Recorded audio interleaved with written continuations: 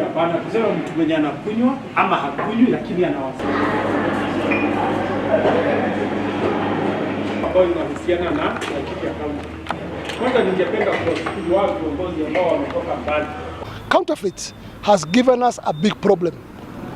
And we know counterfeit from this side of the mountain ni mingi sana. Kwa hivyo tumeongea na county commissioner, county commander na wakasema hiyo maneno ya counterfeit tutasaidiana. Kwa hivyo ukiwa na information, jameni wanajua kuna mtu hapa analeta counterfeit.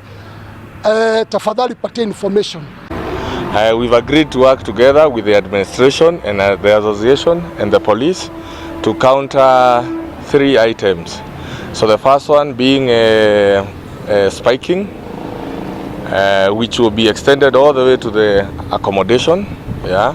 So for those who are trying to infiltrate Laikipia, I think their days are numbered. Na pia tungependa kuomba wanasiasa wasireweshe vijana ndio wasije wakafanya uchaguzi siku hiyo.